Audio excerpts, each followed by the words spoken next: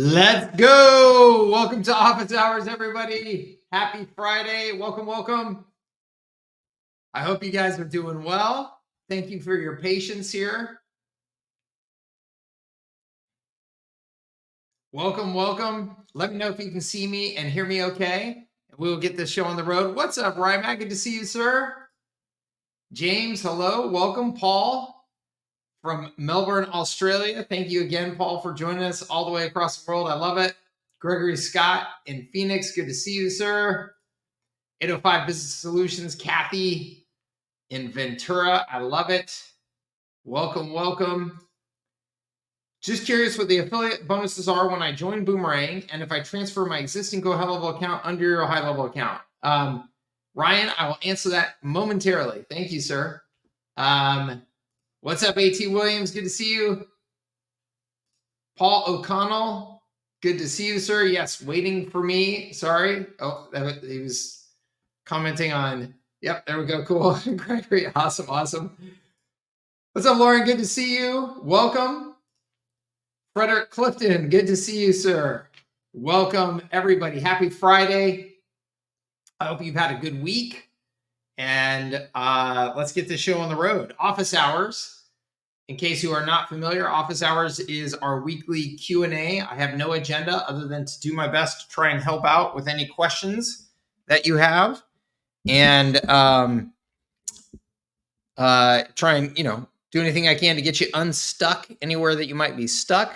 So fire questions into the comments and I will answer them. I'm also putting an invite link into the comments for anybody who wants to join me on camera. So if you have any questions that need more conversation, they're a little more complicated, complex, than we can easily handle in the comments, then please feel free to join me on camera if you are willing. And I am also going to jump over here quickly to the mastermind, our Moguls Mastermind, and our online community and answer any questions that I find here. I know I saw at least one posted there this morning. Let's see here. Yes, we got 3 of them posted in here. Awesome. Thank you, guys. Andy Smalley first says, if you were to start Q10, actually, you know what? I'm gonna jump to this one first here, just because it's a nice, easy one and it's a good warm up. Titus says he's got his tickets for HighLevel's Level Up Summit. Congratulations, Titus. That is awesome. And he is asking if I'm going to do anything for our community there. Yes. So last year, what we did was at the very end of the event, we quickly huddled up together and did a quick little, what I'll just call a recap mastermind. And what I have found is that when I go to events like this, before I leave the event, if I try and take away my best, my most important things that I learned from that event and, get my thoughts together on what action items I'm going to take as soon as I get home, that's really, really critical for me to get, the real value out of the event, because it's so easy to leave the event. You're tired, probably hungover a little bit at these events. You get fired up to get back to work, but then you get back to work, there's a million things on your plate because you were just gone for the last week. Next thing you know, it's 10 days later and you're trying to recap, hey, what did I do at that mastermind? What did I learn? Or at that event, what did I learn? And it's too easy to just kind of let it go. I actually knew a woman who was a very, very successful entrepreneur. She's a badass. And she had a rule that she would book a ticket to an event like this. And it could be a 3-day event, 4-day event, whatever it was. And as soon as she had 3 action items from that event, she would leave. She would just go home, forget the rest of the event, and start executing on the 3 things. And obviously, these weren't just little action items. I mean, she would decide, hey, are those needle movers for me? If they're needle movers and I need to go execute them, then I'm done and I'm out, because she found that if she stayed and got overwhelmed with too many other things to do, she wouldn't execute any of them. And so I don't have that kind of discipline. If I'm at the event and the event is good, I want to stay for the event.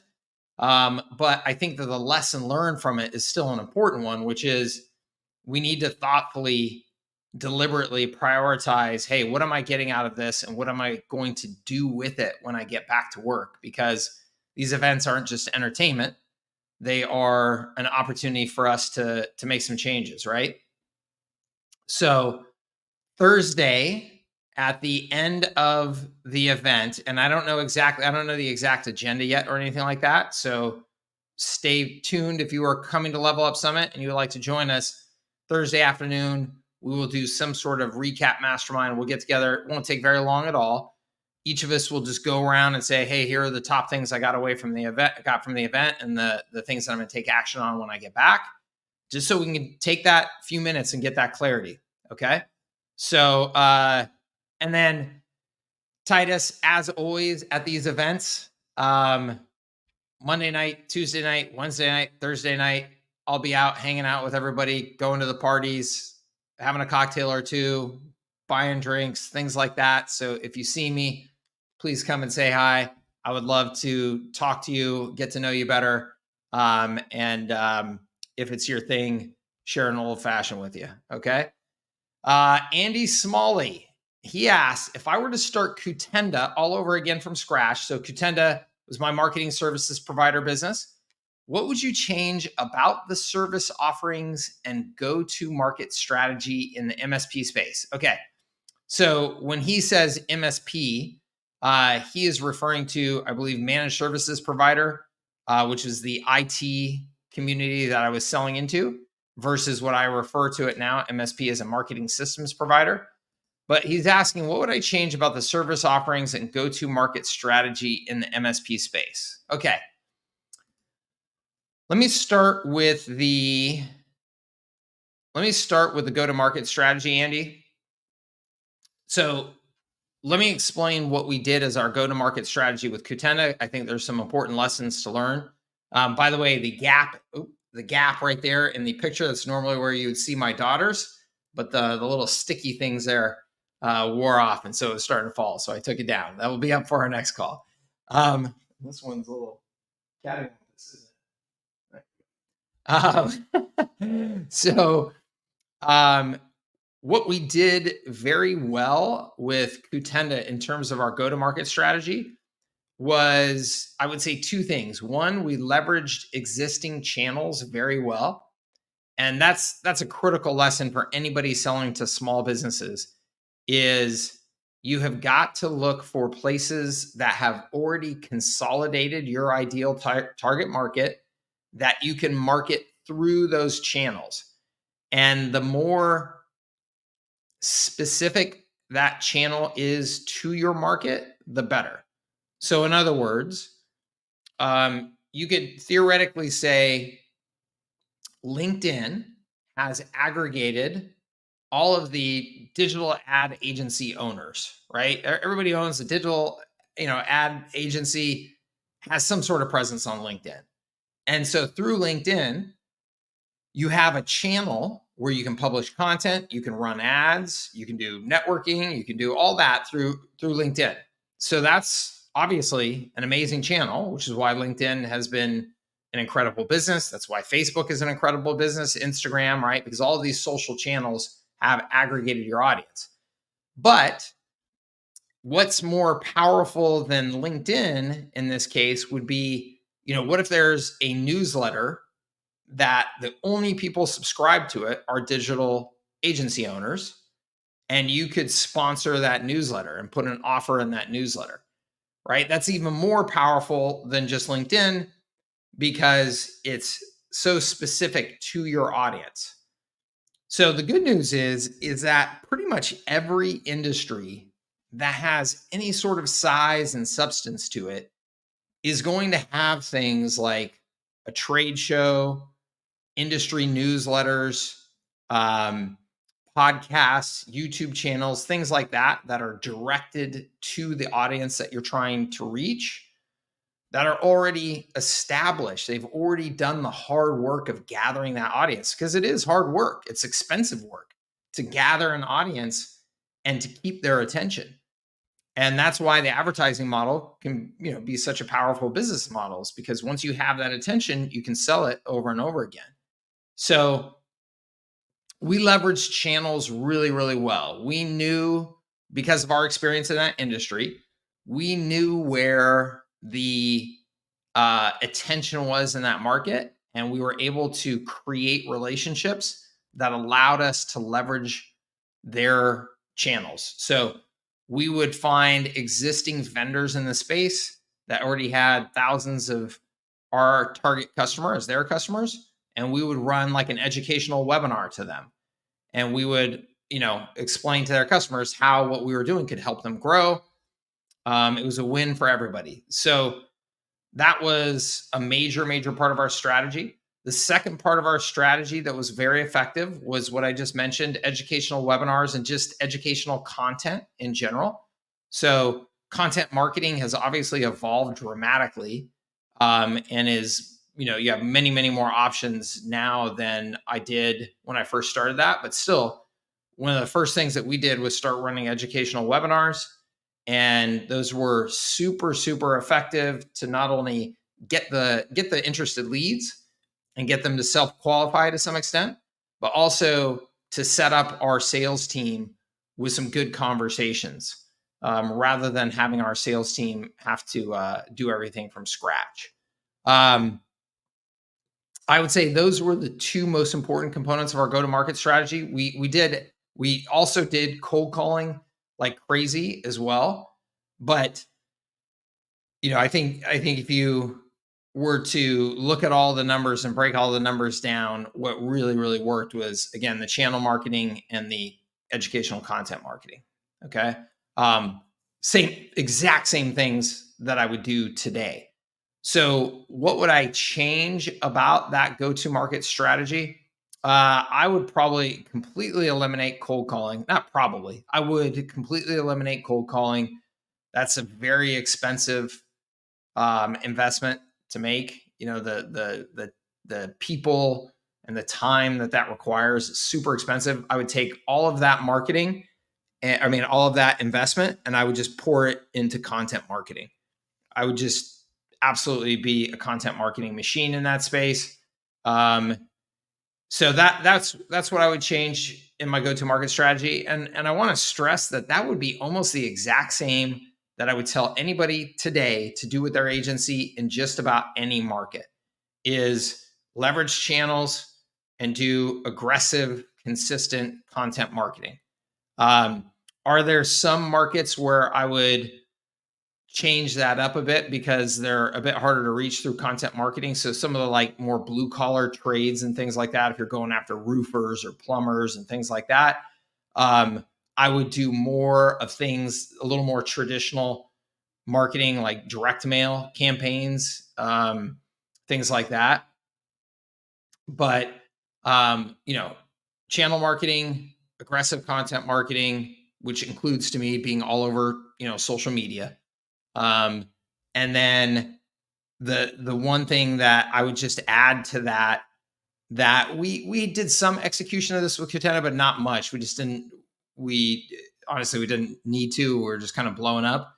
Was is doing some of the local events like the lunch and learns and things like that we've talked about before. I think having that that local presence where you really physically show up and you get people into the room is a very powerful thing. Okay. In terms of my service offerings, Andy, I would have to study the state of that industry more to answer that question really effectively for you. The only thing I can say just generally, one, it's unbelievable, honestly, how little that has changed over time in terms of still need to get people good websites, still need to build newsletters, still need to do basic follow-up sequences to leads and prospects and make sure they're getting touched on a consistent basis. Like every small business still struggles with those same things. Still need to make sure that you're taking care of their reputation online. So all of those fundamentals are still the same, and I think would still be core to our offer. I think obviously the things, we did call tracking, all that stuff. So I think the obvious things that would change today is just anything to do with AI, anything to do with AI chat. Um, we'd be all over that stuff as well.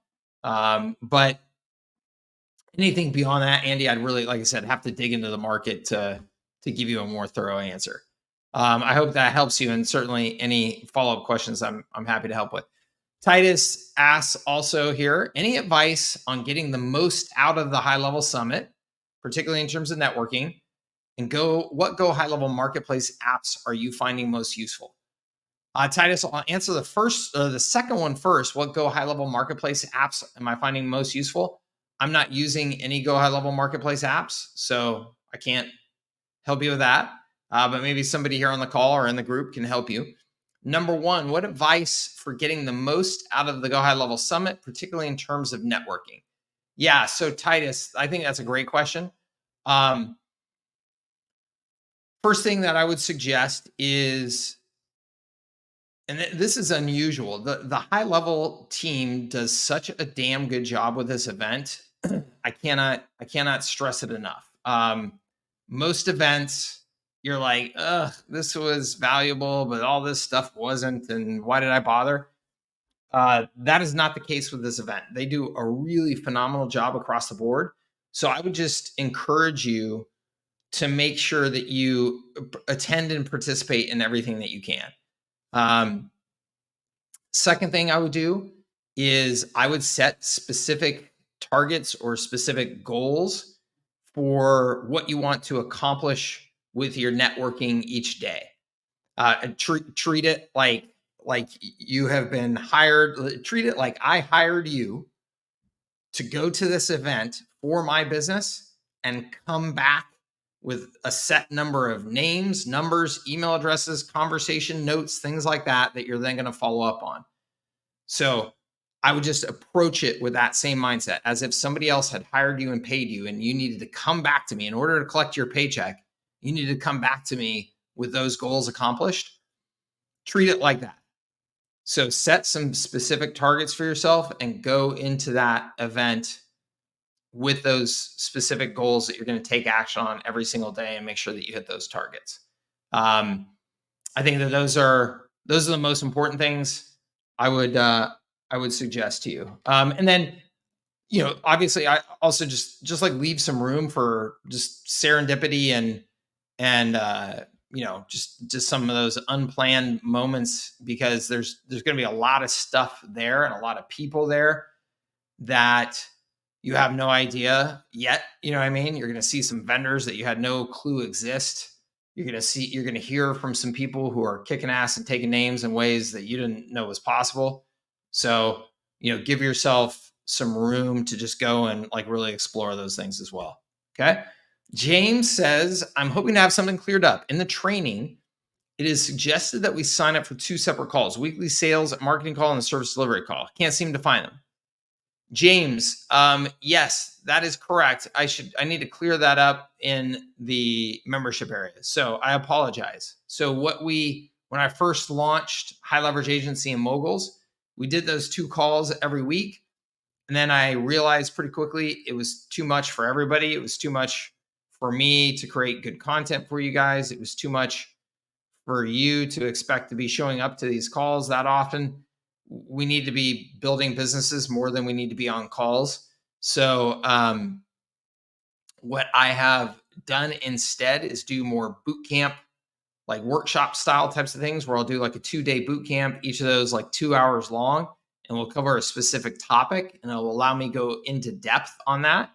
And I will then have the time to really prepare on that topic, because I'll do those like once a month type of thing. And then doing these office hours calls every Friday to make sure that I can answer any questions that you have along the way type of thing. So that's the structure that I have been doing. And honestly, I've been off track on the bootcamp thing because I took like 2 months and did a lot of just personal things in terms of time with my kids and all that good stuff, and got off track. So we will get those back on track. And thank you for bringing it up and for the accountability. Okay. So that is our calls our questions and moguls. Let me go back over to our comments. Ryan G says, just curious what the affiliate bonuses are when I join Boomerang and if I transfer my existing Go High Level account under your affiliate link. Okay, so Ryan, the second one first, you cannot transfer your Go High Level account under anybody's link. There is no transferring of affiliate accounts. What you can do is upgrade. So if you have upgrade availability, you can upgrade your account and upgrade using our upgrade link, and then you would get access to all the same bonuses that you would as if you had originally created the account with me. Okay. First one, what you get for Boomerang, it's training, and we're just going to be sharing with you the insides of what we're doing and how we're doing it and what's working and what's not. So I actually just loaded a new video up in there this morning sharing a specific strategy that we're really excited about that we're going after. And so, yeah, it's just going to be really just giving you that inside look and access to what we're doing. And, like I said, what's working and what's not. Okay. Let's see here. Yes, this is where to post a question. Thank you for joining us. And it says, I'm not sure if this is where to post it, but could you talk about upsells and how to price them? For example, database reactivation done for you versus done with you. Yeah, sure. So in terms of upsells, I think that there are a handful of different options to potentially discuss, and each of them I think has a different role in how they're sold and things like that. So one of them I wouldn't even consider upsells. I would just consider it just the occasional project style services that you may need to do for your customers. As an example, let's say that you built their website and you host their website, and they come to you, 3 months in, and they go, hey, we'd like to add a new page to our website. Can you help us with that? So, yep, we can build you a new page, make sure it's got everything you want on there, got the images, make sure it's integrated into the navigation of the existing site, all that good stuff. And you're going to work with them on that. You should have some sort of project menu for those common things where you can just say, new page on your website is a one-time fee of $497, whatever it is. So that, again, to me isn't an upsell necessarily, though. I mean, yes, it generates more revenue for you, but to me, when I think of an upsell, I think that you are upgrading their monthly recurring service with you. So they were a $297 account, now they're a $497 account or something like that. That, I think, so a couple of things. One, what's most important, I believe, is that you structure your service plans so that you are pretty indifferent as to which plan level your customers are on.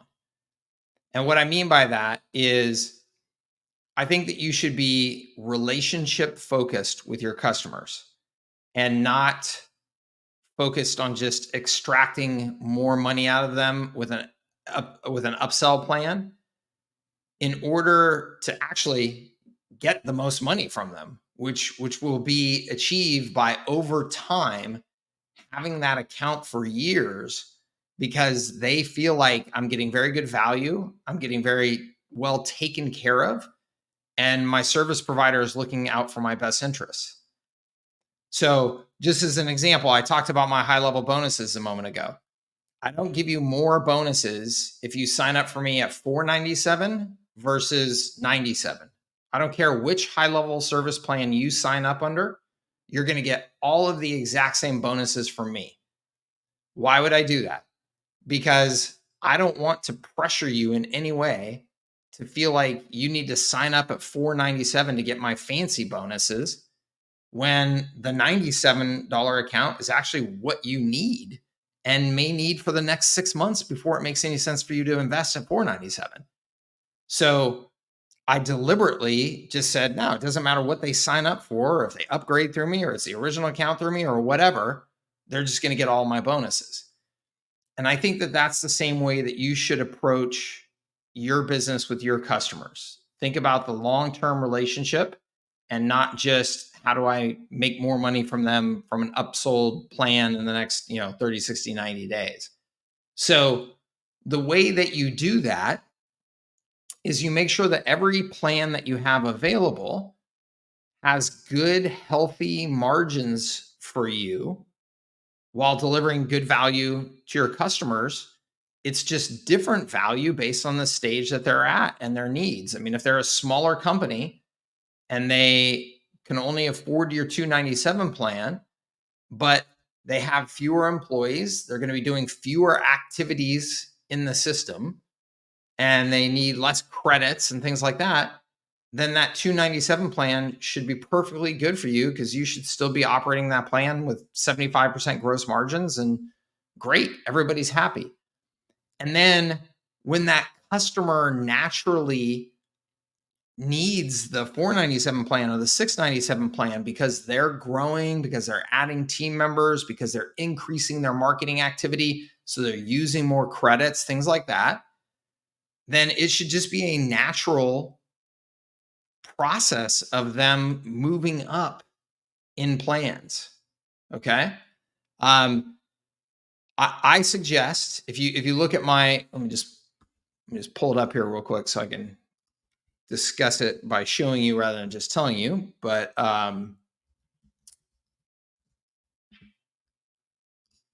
so if you look at my service plan package design worksheet here, let me just share that with you real quick.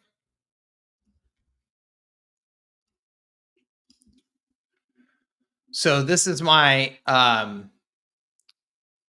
package design shirt here, and sheet, and I'm just going to skip down here real quick because this is what I think is the core structure that most people should be at least modeling off of. This is not set in stone. I'm not trying to say that this exact structure is right for everybody. I think, though, that the concepts behind it are some of the most important concepts, and that you should at least very carefully consider, how do I bake these concepts into my service plans? Okay. So you can see here, I've got these different levels: 297 to 497, 497 to 697, and 697 to 997. By the way, this oftentimes causes confusion. I'm not suggesting that you offer a range of prices for this plan. I'm saying that you should pick a price point, most likely, that is in this range to offer your base package. So if you're telling me your base package is $997, I'm telling you, if you're selling to small businesses, that would put you at the very high end of what I consider a viable price point for most small businesses. And so if that's your base package, you better be offering, a bunch of value that makes sense. And you need to also understand that you are limiting the number of customers that you're going to have, which can be perfectly fine, because at those price points, maybe you're fine with having less customers. All good. So these are price points that are very common and successful in the small business space. So let's say you choose 297, 497, and 697 as your three price points. You can see here that what I'm doing is I am primarily basing these packages just on what we call usage. Okay. So in other words, I'm effectively giving everybody here all of the capabilities. So you can see all R6 capabilities. R6 is my language for my particular approach, so don't get thrown off by that. Essentially, just all of the capabilities that you're planning on bringing to market, right? And in HighLevel. So I'm giving everybody access to all of those things. I don't care which plan you're on. I'm not saying, hey, at this plan, you get the super duper funnels, and at this plan, you get the medium funnels, and this plan, you get the kind of lame ass funnels, right? I'm not doing that. I'm saying you guys get access to the same goodies, just like my bonus approach. Okay. But what I am saying is that if you have 1 to 3 team members, then you fit here. But if you have 5 team members, you're here, because there are more people using the system, which that's a very acceptable reason to get charged more by, any rational customer, right? Any rational customer says, okay, yeah, we're using the system more. We have more people using it. Sure, I need to pay more. Versus, customers can get kind of irritated when they feel like, oh, hey, you're holding back the goodies unless I pay more, right? So this just creates what I believe is a very nice relationship with your customers where they feel like, hey, we're on the same team here. We're on the same side. Like we're both working together to make my business better and you're treating me fairly. If I use the system more, then I've got to pay more. Makes sense. Okay. So in this case, the way that I have managed the credits, right? I'm locking in my margins. I know that my margins are really, really solid on any of these plans. And I kind of could care less what you sign up for. If it's the right fit for your business, sign up for that plan. So the upselling will happen naturally based on your growth and based on your usage. Okay. Now, Connect ID. Now, there are a couple of things though that you brought up here that I want to make sure and address. So you may decide, hey, Mike, I'm only going to offer, funnels or memberships or whatever if they're on our premium plan. That's totally fine. Like if you want to segment off some of the capabilities of your system and say those are only going to people for the premium plan because they're high value. I know I can, I know people will perceive the value greater and pay more for those. That's totally fine. Good old capitalism 101. I have no problem with that. I think just make sure that every plan that you have is still loaded with that core value that it should have to be good for the price that they're paying. Okay. So if what you see sometimes, right, is you experience a business where they have that starter plan, but then when you get into the starter plan, you're like, man, come on, I can't even really use this. I really need to upgrade before I can use it. And that leaves that bad taste in your mouth. Don't be that service provider, right? Don't be that service provider just so that you can force upsells.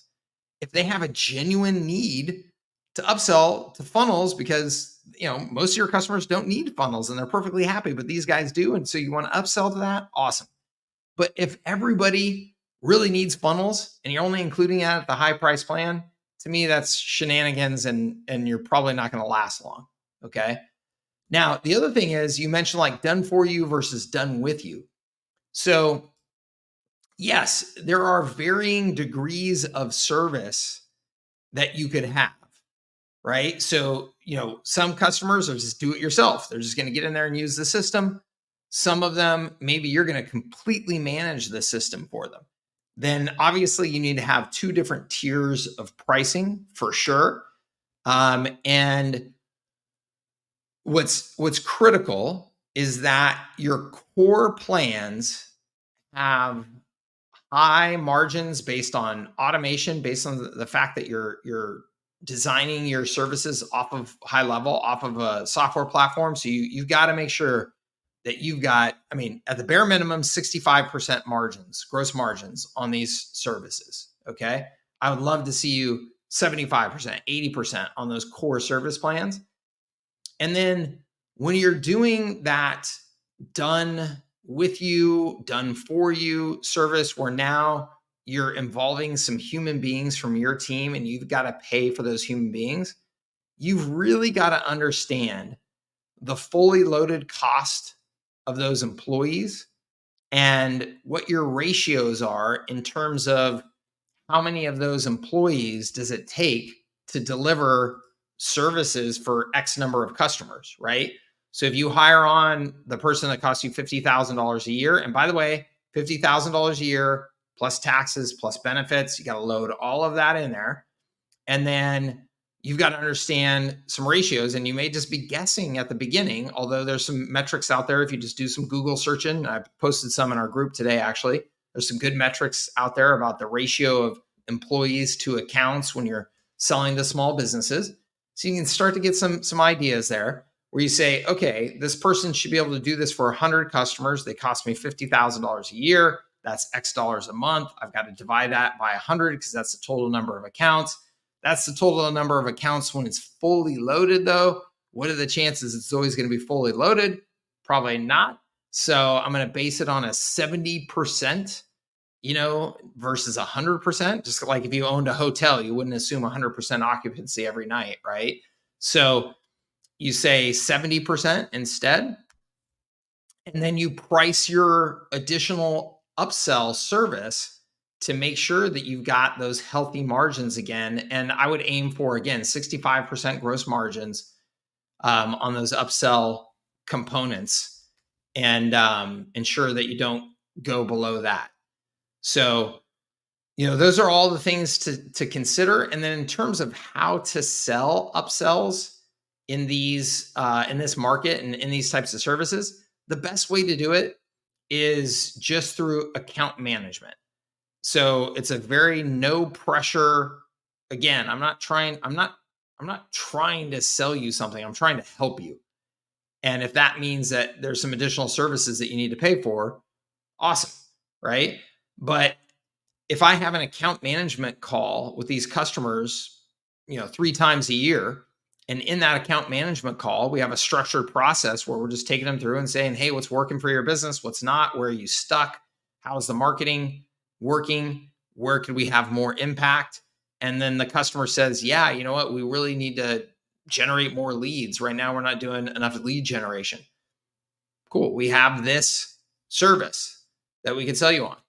Right. Or they say, yeah, we just don't, we were doing this all on our own, but we're falling behind. Our team's too busy with other stuff to do all this marketing stuff on our own. Can you help us more? Yes, we have a done with you or a done for you service. Right. So just by talking to them regularly about what are their challenges and what are their goals, additional service opportunities are going to get uncovered, and they're going to feel very natural and organic versus that you're just upselling them. And if you always keep in mind in this business that your number one goal by far and away, magnitudes more important than any other goal in this business, is that you keep recurring customers for years, right? That somebody signs up with you and stays with you for 3+ years. When you do that, your business is awesome, right? If you've got the right margins in your service plans, I don't care if they signed up at the $297, $497, or $697. If you keep them for years, your business is awesome. And so when you design everything in the way you're thinking about how you're upselling and what you're upselling with that goal in mind, you're going to be all good. And I think that you are going to approach it in some of the ways that I just discussed there. Okay. I hope that helps you. Mac Daddy and Ashley, I see you backstage. If you are interested in coming on, please come on camera back there, and I will wait for a little wave from you and we'll put you on. What's up, man? How's it going, Ryan? Oh, I can't hear you. Hold on here. Let's get you unmuted. There we go. Is that good? There you go. How you doing, sir? Good. How you doing, Mike? Good. Good to see you. Always a pleasure, my friend. Yeah. How can I help you? Well, I got a couple of questions. First, in HighLevel, where can I find landing pages, like where I can create them? Where can you find landing pages? Yeah. If you go into sites and you go into then funnels in the top left there, and you create a funnel, then in that funnel, the page that you create there, I mean, you can choose templates and stuff like that if you want to, or you can just build out a page right there. I can just show you real quick. Hold on. No, thank you. Let's see here. So right here, Ryan, so you can see this is in my There San Diego account, and I've got all these funnels. And so if I was trying to build a new landing page, I would just go in right here, pick one of these funnels. Is there one particular for like birthday programs already in there? I've given some templates, but honestly, the birthday program one is just super stupid simple. You put some sort of image right here. You can even see right here. You just put a placeholder image, and then it's just a thing that says "Happy Birthday." Sign up for I mean, that's pretty much it. Okay. It's really dumb simple. But you can, if you add a new step here, let's do test, and let's do test 1, 2, 3.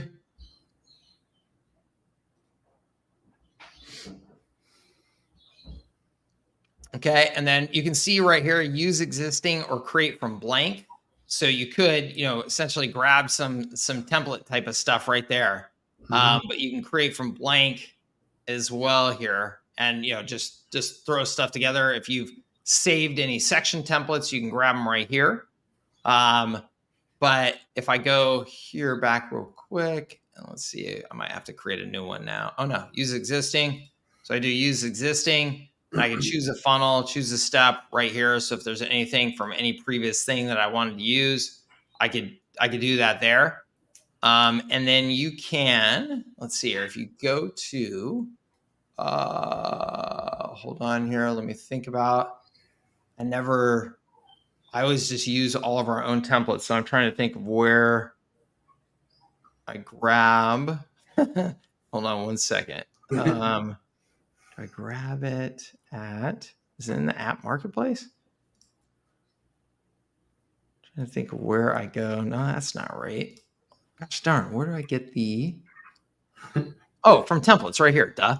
So you just go to new funnel. You don't do it from within the funnel. You do it at new funnel and then do, from templates right here. And then you can grab by industry, by type of funnel. So you can grab all kinds of templates in here and play with those. And then once, what I always do with this stuff, Ryan, is like, I'll go through and I'll find a bunch of ones that I consider kind of like my favorites. I go, okay, yeah, for a webinar funnel, I really like the look and feel of this one. And then for a birthday, I really like this one. I think they actually have, do they have a birthday? I think they might. Yeah, like contests. They have contests and giveaways. So, I guess they don't have one in there. So you can, I just go and pick my favorites and I load them into one funnel and just call that my template funnel. Then what I do is I have my team go and update the look and feel of those to my branding. Yep. And then I just copy them over and over again. So that's why I usually don't end up in that template area very often. It's just like a handful of times a year, because I extract what I want, have my team updated with all my branding and logos, and then I just go and copy and use those every time I need them. That makes sense. Okay. My next question, I have like a retail place where people will call in and, order products, and their traditional method is to just call them when the product is in. What I want to do is create a system where, instead of calling them, they go into our system and, send them a text. Yeah. They're interested in that, but I'm just like trying to figure out how to do that. That's more super user friendly for them, Yeah, I would say the super user friendly approach to something like that. We're actually starting to do this a lot more too. Is if you just build like an external like survey form. Okay. That you could just give them then a URL for that form. So it's like order ready form, and they go and they go to the order ready form URL. It pops up that little survey page. And then what they do is they just pick the handful of questions real quick or fill in the fields and hit submit. And then you have a workflow that, based on what they submitted, then fires off the messaging to the customer saying, sends the text and the email and stuff saying, hey, your order's ready. Come on in for pickup. So when they fill out that form, they'll just choose the customer name. They'll choose, they'll put in the order number or whatever it is, and just indicate, okay, this thing is ready. We have it in hand. It's ready to go out the door or ready for pickup. And when they hit submit, it will then just fire that ready for pickup workflow with all the correct messaging and stuff, and just use the custom values to pull it in there. I can shoot Ryan. I can shoot a video and put it inside of our community here in the next handful of days, and make sure I show you like how we're doing that to illustrate that better. Oh, thank you. Sure. Thank you. That's it. That's all I got. Cool, man. Are we going to see you at Level Up Summit or no? I don't think so. Not this year. But that's cool. Yeah. All good, man. We'll see you at the next one. Sounds good. Thank you, Mike. All right. Good seeing you, sir. Always a pleasure, my friend. All right, man. Take care. All right. Let's see here. Ashley, if you, again, I see you back there, but I don't see you on camera or anything. If you want to come on camera and let me know that you can hear me and see me, you are welcome to join. Speaking of high-level bonuses, you go above and beyond. Oh, that's awesome. Thank you so much. I appreciate you. When conducting a free trial review campaign for a home services business, would the emails be sent from the agency's email domain or the business's email domain? If business wouldn't domain need nurture. Okay. So this is a big reason why I'm not really a fan of free trials so much. Is there's a lot of things. If you're going to do a free trial, I think you need to be very selective about what you're free trialing, because some things are just harder to set up. So as an example, if you have to get somebody a brand new call tracking number, that can take a while to get set up. If you are going to send emails on their behalf, there can be some things that you want to be very careful of about how you're warming up that account, how many emails you're sending, things like that. So, number one, you do not need a free trial to sell your services. So, if it is in your mind that that's your strategy, I would really suggest that you consider another strategy. But yes, those emails, if you're going to take that approach, those emails would need to come from the business. I mean, if they came from the agency, that would really confuse their prospects and customers. I mean, that would be a mess. So it's going to need to come from the business. So yes, you're going to have to set up their domain. You're going to have to make sure that you are being thoughtful about what emails are going out, how many of them, and stuff like that, so that you don't end up causing some problems. If it's a small business and there are more like transactional style emails, so as in it's an existing customer of theirs has asked for some information and they're responding to them or whatever, that's not going to cause any spam problems or anything, then it could be just fine. But if you're planning on like setting up a trial account and then letting them do email blasts from it, I would never do that. So just something to consider. Lauren says, this is perfect. I just started another company with drone operator and generating digital assets that we provide, but goes into their smart marketing system. $497.99. Cool. That's awesome. That sounds cool. Target Stream Media.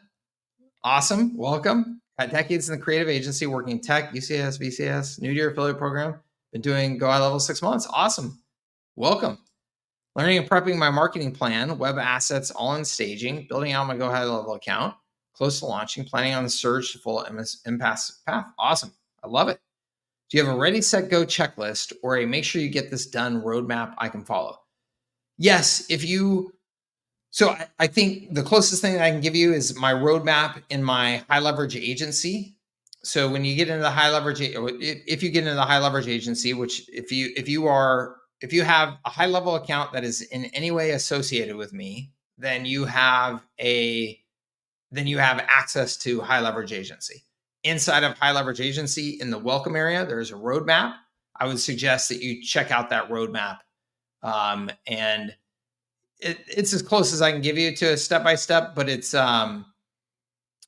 obviously every business is different. And I'm not going into the level of click these buttons and go high level and make sure this thing's set up on high. It's not at that level, because I don't think that that's valuable or necessary. So anyway, I hope that helps you.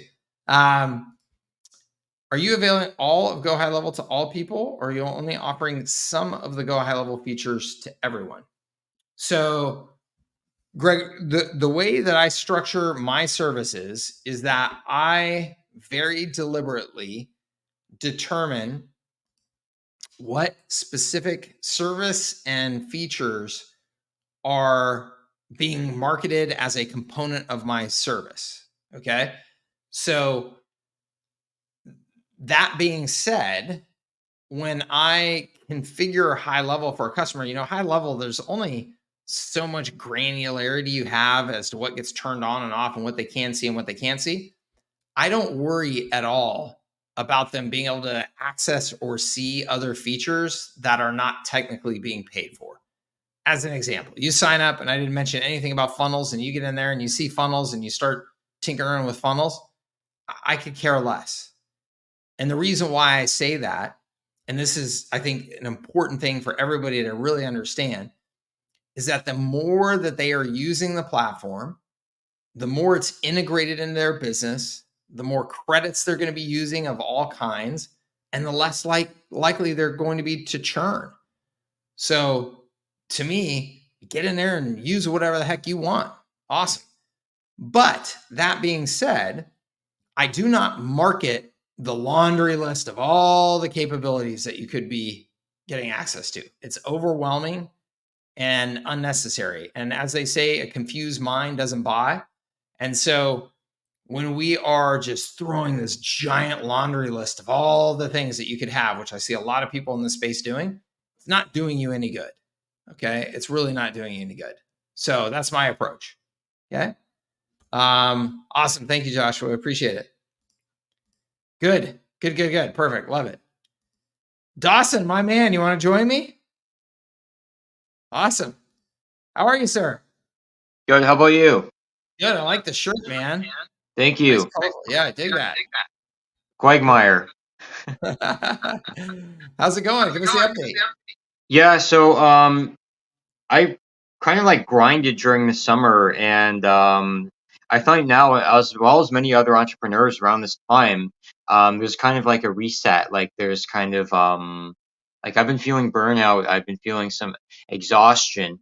It's like the more I do this, my forehead gets hot, and I just yeah, feel exhausted. So I was wondering if you had any periods of exhaustion Oh my God. being an entrepreneur, and how did you maybe recover from that? Man, I have literally worked myself into the hospital a couple of times. So yes, out of just literally was checked into the hospital for exhaustion. So it happens. I'm going to mute you real quick just because I think you have me playing in a browser or something too, so I can hear me echoing back, just so you know. But yes, I have experienced exhaustion to the point that it was not healthy. And there was a time where I took some sort of sick pride in that, because I was just like, I can just outwork anybody and everybody and just grind until I fall apart. I no longer take any sort of pride in that. I now take pride in how many solid hours of sleep can I get a night. But I think that, yes, you're going to experience that. I think every entrepreneur is going to experience that. It's just part of the racket of being an entrepreneur. And I think there's a handful of things, Dawson. So I think one, that feeling of burnout comes from, in my experience, two different sides of the equation here. The one side of the equation is that you may not be literally physically taking care of your body. You may not be eating well. You may not sleep well. You may not get exercise.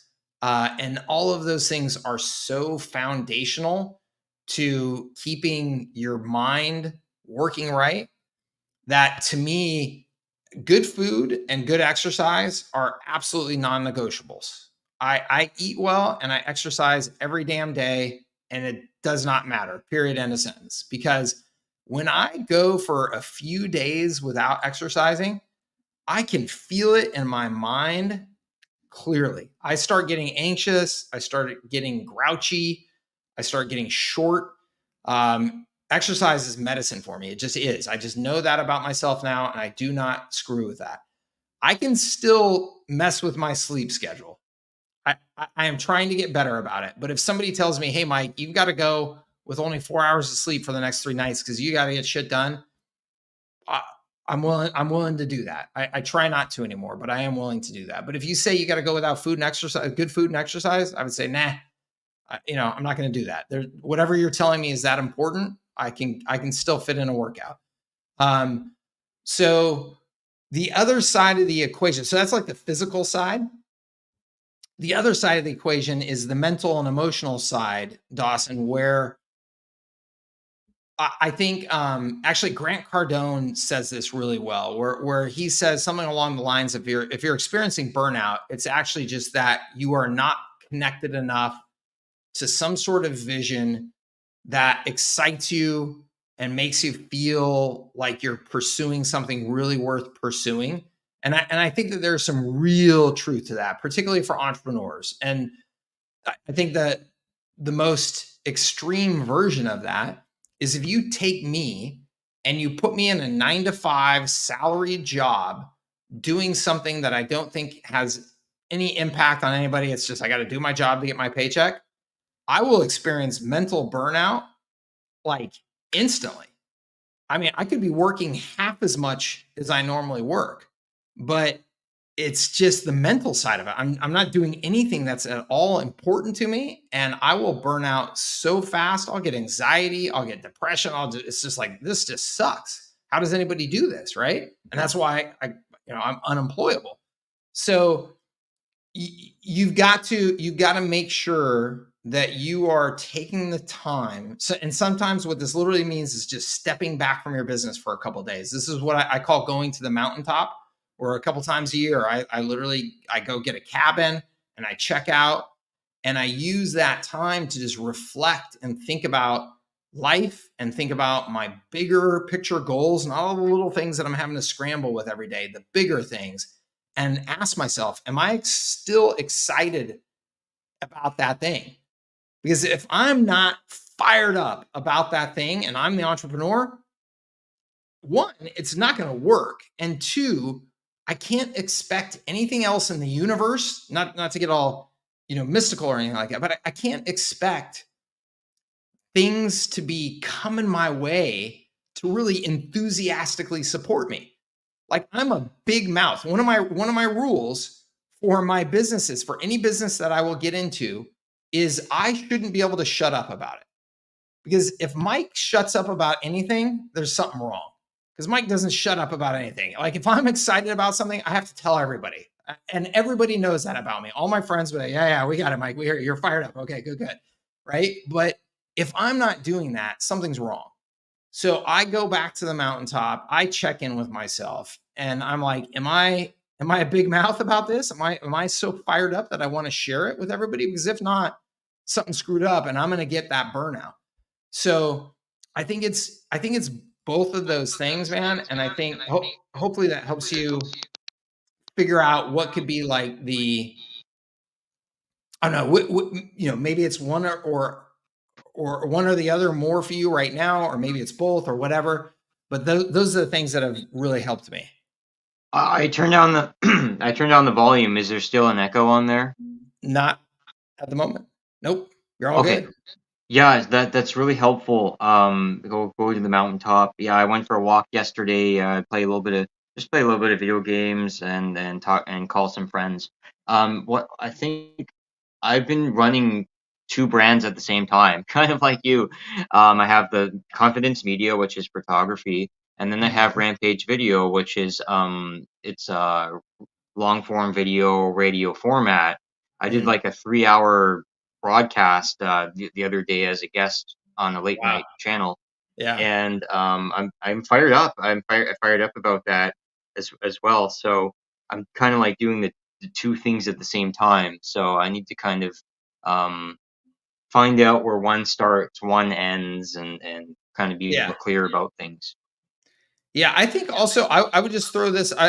This is another variable that for me is very important. I think it's less important for some people, but I think that there's probably something in here for everybody, and that is to find things that are good, healthy distractions that keep you fired up and moving forward in life. And so for you, that you mentioned video games. Maybe that's video games. For me, it's socializing and like throwing a party. Like, I need people around me. I love my social circles. I love my friends. And I have always found good things happen in my life when I throw a party. Like, I get people together, we have fun, we make connections, energy gets back up, we blow off some steam. And so I always just make sure that I've got things like that, or travel or whatever, that I'm always looking forward to. I've always got something like that that's just like a relaxing, enjoyable thing that's always on the calendar, so I can anticipate it. because when I have that anticipation for something like that, it's easier for me to go, all right, I'm going to hustle my ass off because I know I'm going on that cool trip in 3 weeks. So it actually works, even though it's taking time off or doing something that, maybe isn't directly related to any sort of work, or, you can't tie it directly back to success for my business.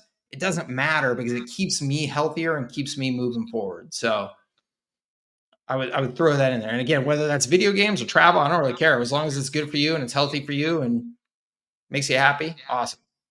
So just to wrap that up, I was getting some friends together, and then I just ended up feeling extra exhausted too. So find some more calming activities, because when I go on that vacation, I go on that vacation. I'm so active on that vacation that it just You're climbing I the need mountain, you're another skydiving, you're doing all the vacation. things. It's like, wait a minute, that wasn't relaxing. So yeah, I just need to be more maybe compassionate with myself, and it's also a good message for entrepreneurs too as well. So doing the two things at the same time, and being more clear about that. So yeah, thank you. I really appreciate that. Of course, man. Thanks for being here. I appreciate the update. Have a great day. All right, you too. Talk soon, Dawson. Let's see here. Gregory, I like that. A confused mind doesn't sell either, and ain't that the damn truth? I think, Gregory, that is one that needs to be shared a lot more often, because we hear a confused mind doesn't buy, but man, you ever want to stop a salesperson in their tracks? Exact same thing, right? Give them too much or just lack of clarity, and all of a sudden they're frozen. So great addition. James says, keep calm and carry on. Eye on the prize. Absolutely. Lauren says, got the entrepreneurial bug in 97. The best lesson to be intentional with your time, and not everyone is your client. Yeah, absolutely. It's time for Lauren to go sit on the pontoon and drift down the river for a few hours. I love it. Good on you. Yep. Hey, absolutely. Thank you. Awesome. Absolutely.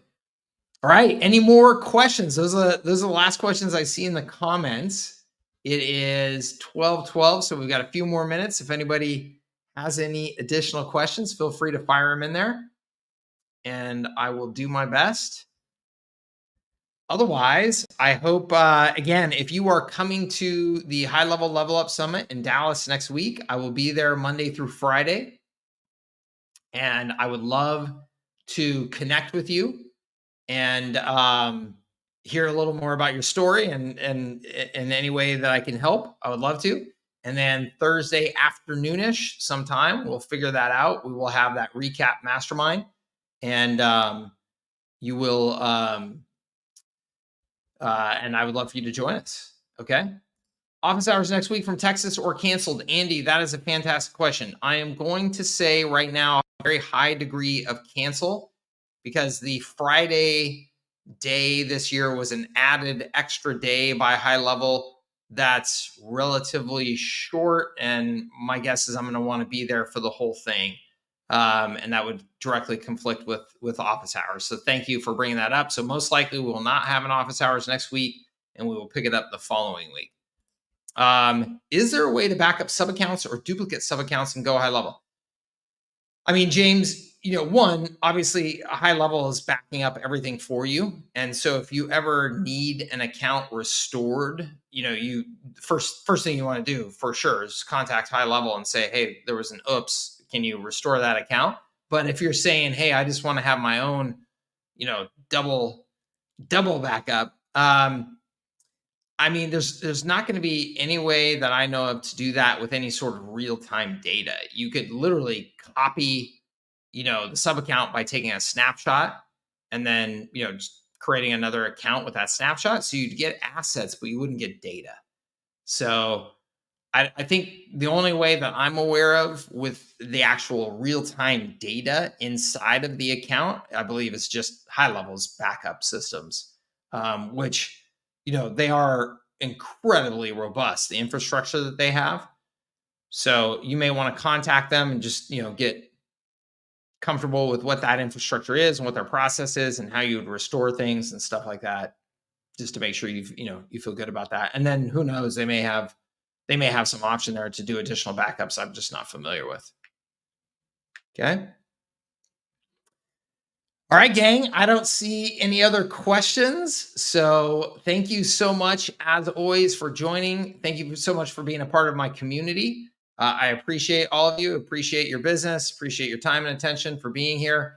And I hope that you got some value out of this call. And otherwise, we will see you in a future office hours or in our community in between. If there's any questions you post in there, my team and I do our best to make sure and get to them in between the office hours calls.